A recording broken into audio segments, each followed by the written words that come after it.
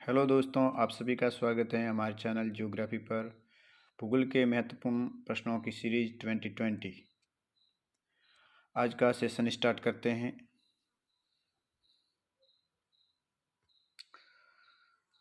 आज का पहला प्रश्न है, पृथ्वी की आंतरिक संरचना के विषय में जानने के लिए प्राकृतिक स्रोत कौन सा है? पृथ्वी की आंतरिक संरचना के विषय में जानने के लिए प्राकृतिक स्रोत कौन सा है? ऑप्शन ए घनत्व, ऑप्शन बी दबाव, ऑप्शन सी तापमान, ऑप्शन डी ज्वालामुखी क्रिया। तो इस प्रश्न का सही है ऑप्शन डी ज्वालामुखी क्रिया। अगला प्रश्न, राजस्थान जिलों का वह समूह जहाँ से कर्क रेखा गुजरती है। राजस्थान में जिलों का वह समूह जहाँ से कर्क रेखा गुजरती है। Option A Jaisalmer Dungarpur, option B Jalore Banswara, option D Banswara Dungarpur, option D Bharatpur Bhilwara. तो इस प्रश्न का सही ऑप्शन है ऑप्शन सी बांसवाड़ा डूंगरपुर।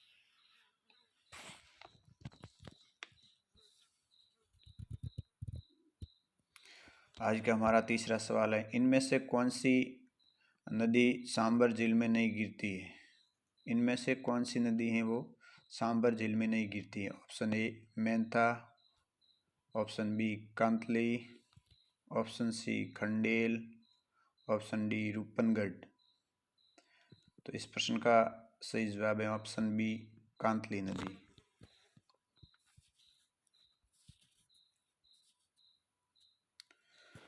आज का चौथा सवाल, अर्ध शुष्क जलवायु के अंतर्गत आने वाले जिलों का समूह कौन सा है? अर्ध शुष्क जलवायु के अंतर्गत आने वाले जिलों का समूह कौन सा है? ऑप्शन ए चूरू, गंगानगर, दक्षिणी बाड़मेर, ऑप्शन बी जैसलमेर, उत्तरी Barmer, Hanumangarh, option C Alwar, Jaipur, Ajmer, option D Tonk, Bhilwara, उत्तरी पश्चिमी सिरोही। तो इस प्रश्न का सही आंसर है ऑप्शन ए चूरू, गंगानगर, दक्षिणी बाड़मेर।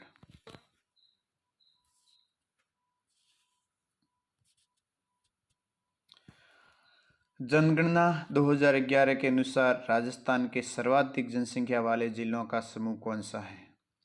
जनगणना 2011 के अनुसार राजस्थान के सर्वाधिक जनसंख्या वाले जिलों का समूह कौन सा है?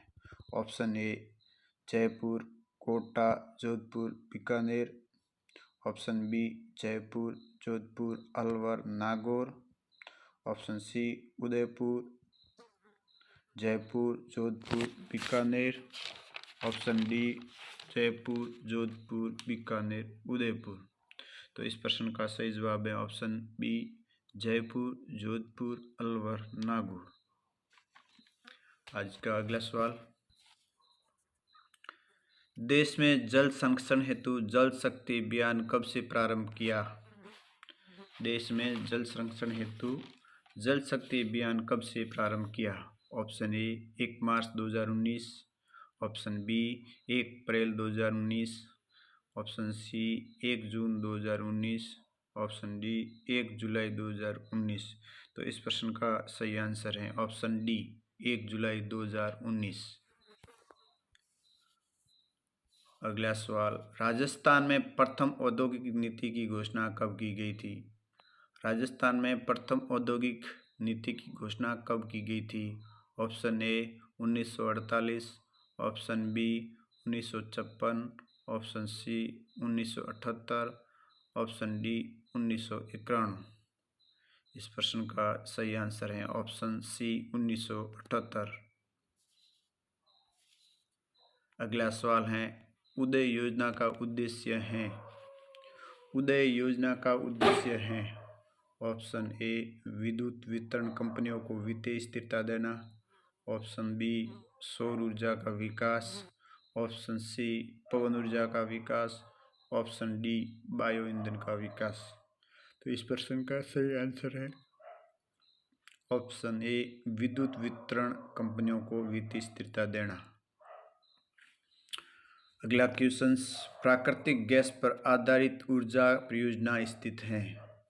प्राकृतिक गैस पर आधारित ऊर्जा परियोजना स्थित हैं। Option A Bhiwadi, option B Udaipur, option C Bikaner, option D Ramgarh. तो इस प्रश्न का सही आंसर है ऑप्शन डी रामगढ़। अगला क्वेश्चन है, उष्णकटिबंधीय चक्रवातों में किन बादलों से वर्षा होती है। उष्णकटिबंधीय चक्रवातों में किन बादलों से वर्षा होती है। Option A cumulonimbus, option B पक्षाब, ऑप्शन सी स्त्री, ऑप्शन डी पक्षाब स्त्री मेघ। तो इस प्रश्न का सही आंसर है ऑप्शन ए कुमुलोनिम्बस या कपासी वर्षा। अगला क्वेश्चन है, उच्चतादर्शी वक्र का सबसे पहले प्रयोग किसने किया था। उच्चतादर्शी वक्र का सबसे पहले प्रयोग किसने किया था।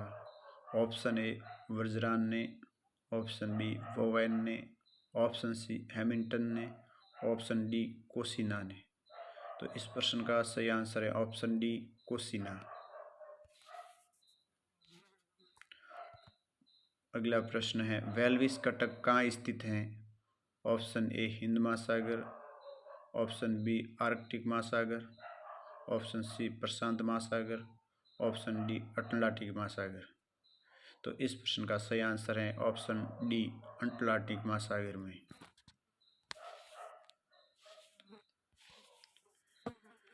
वियुति की स्थिति कब बनती है। वियुति की स्थिति कब बनती है। ऑप्शन ए जब सूर्य, पृथ्वी व चंद्रमा एक सरल रेखा में होते हैं। ऑप्शन बी जब सूर्य, चंद्रमा व पृथ्वी एक सरल रेखा में होता है। ऑप्शन सी जब सूर्य, पृथ्वी व चंद्रमा समकोण की स्थिति में हो तब। और ऑप्शन डी इनमें से कोई नहीं। तो इस प्रश्न का सही आंसर है ऑप्शन ए जब सूर्य, पृथ्वी व चंद्रमा एक सरल रेखा में हो तो उसे वियुति कहते हैं, और जब सूर्य, चंद्रमा व पृथ्वी एक सरल रेखा में हो तो उसे कहते हैं युति। अगला सवाल, स्थैतिक तरंग सिद्धांत किसने दिया। स्थैतिक तरंग सिद्धांत किसने दिया। ऑप्शन ए विलियम हेवेल ने, ऑप्शन बी आइजैक न्यूटन ने, ऑप्शन सी लाप्लास ने, option D R A Harris ने। इस प्रश्न का सही आंसर है option D R A Harris. सर्वाधिक लवणता वाला महासागर कौन सा है।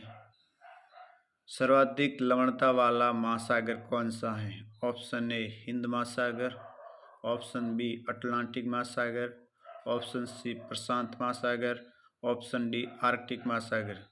तो इस प्रश्न का सही आंसर है ऑप्शन बी अटलांटिक महासागर।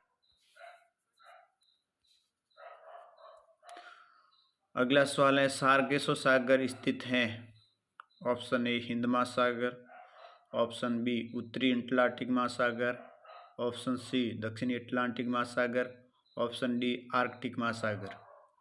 तो इस प्रश्न का सही आंसर है ऑप्शन बी उत्तरी अटलांटिक महासागर।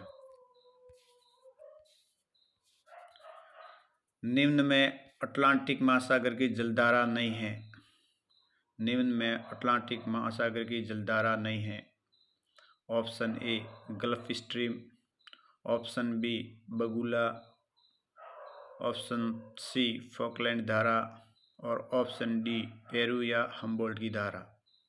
तो इस प्रश्न का सही आंसर है ऑप्शन डी पेरू या हम्बोल्ट की धारा। पेरू या हम्बोल्ट की धारा प्रशांत महासागर में दक्षिणी अमेरिका के तट पर पाई जाती हैं।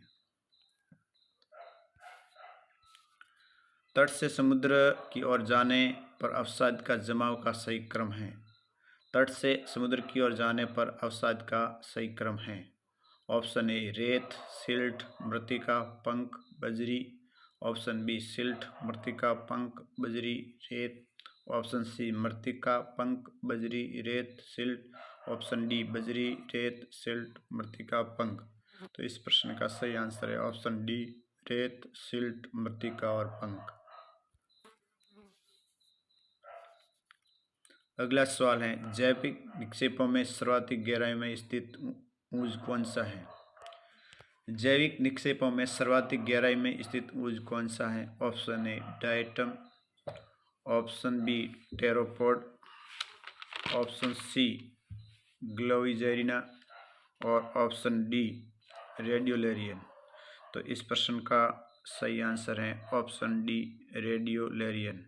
ये सबसे गहराई में स्थित ऊँज है, जबकि टेरोपोड सबसे कम गहराई में स्थित ऊँज है।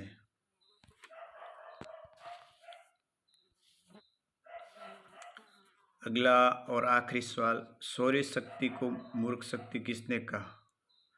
सौर्य या सूर्य शक्ति को मूर्ख शक्ति किसने कहा? ऑप्शन ए फ्रेडरिक रेडजेल ने, ऑप्शन बी एल्सवर्थ हंटिंगटन ने, ऑप्शन सी जीन ब्रूस ने, option D Vidal de Laplace ने। तो इस प्रश्न का सही जवाब है ऑप्शन सी जीन ब्रूस। इसके साथ ही हमारा ये 2020 सीरीज का भाग समाप्त हुआ। धन्यवाद। कृपया हमारे सीरीज को शेयर करें, लाइक करें और कमेंट करें अपने फ्रेंड्स के साथ। Thank you.